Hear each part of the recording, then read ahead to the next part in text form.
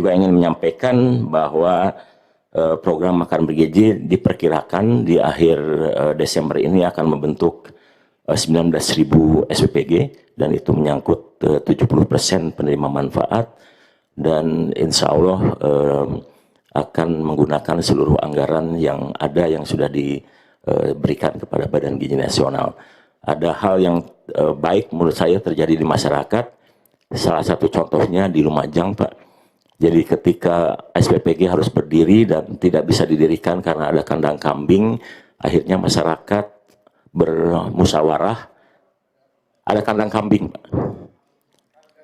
Kandang kambing, karena SPPG tidak boleh didirikan di dekat kandang kambing, kandang hewan, dan juga tempat sampah.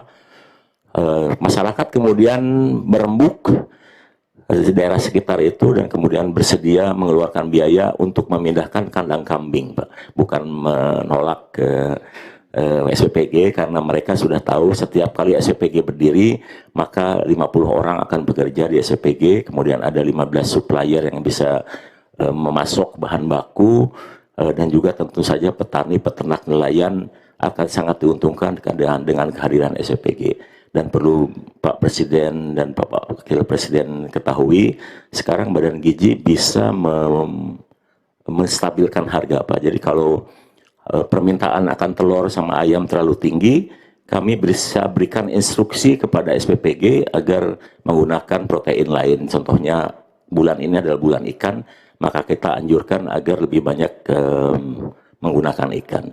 Dan kemudian ketika harga kentang turun, petani menjerit, kami perintahkan kepada SPPG agar satu hari dalam satu minggu memasak kentang. Alhamdulillah harga kentang mulai naik.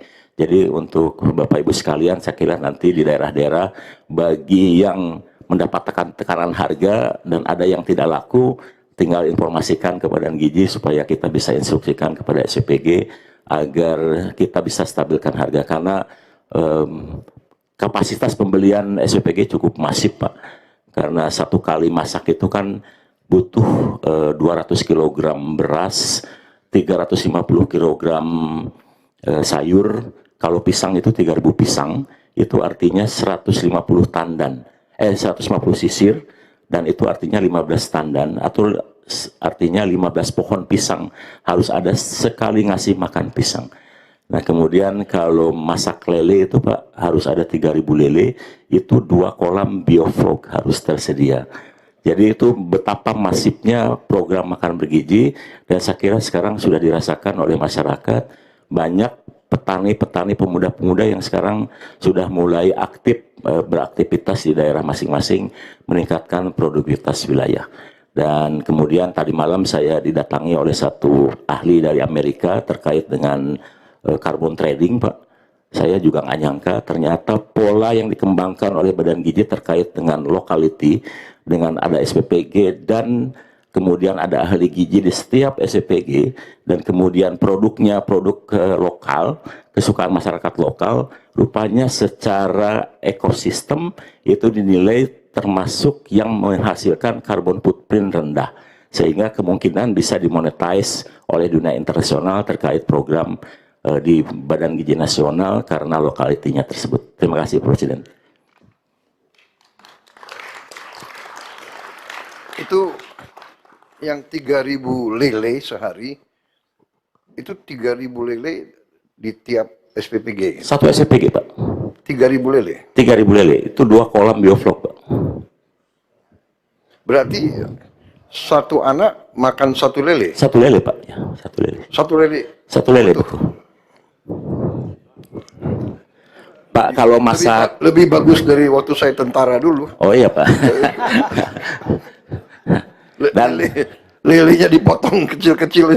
Enggak, Pak, ini kepalanya saja dibuang, kemudian 1 lele utuh diberikan, Pak. Luar biasa itu. Iya. Dan kemudian, Pak, kalau masak daging sapi, masak 1 ekor sapi 1 hari dipotong untuk 1 SPPG. Jadi kalau di akhir tahun ini ada 19.000 SPPG, maka ada 19.000 sapi dalam 1 hari harus dipotong karena program makan bergizi. Kalau 4 kali sebulan, ya tinggal dikalikan, Pak. Tapi saya sudah konsultasi dengan Dirjen Peternakan, katanya cadangan sapi nasional cukup untuk bisa mengantisipasi kebutuhan program makan bergizi, karena kalau Badan Gizi meminta kepada SPPG memasak satu menu nasional, maka tekanannya cukup besar. Seperti contohnya tanggal 17 Oktober ketika Pak Presiden ulang tahun, kami meminta agar SPPG memasak satu menu, yaitu nasi goreng dengan telur ceplok. Hari itu Pak, telur terserap 2.100 ton, itu naik Rp3.000. Nanti tahun depan Pak, kalau Bapak ulang tahun, kita dengan nasi goreng telur ceplok, dibutuhkan 83 juta butir telur satu hari. Itu artinya 5.000 ton Pak. Yang nggak usah telur ceplok lah. Nasi goreng ikan asin aja. Ya. Baik, terima kasih. BGN. Ada lagi yang mau dilaporkan? Cukup Pak, terima kasih. Terima kasih. Ya.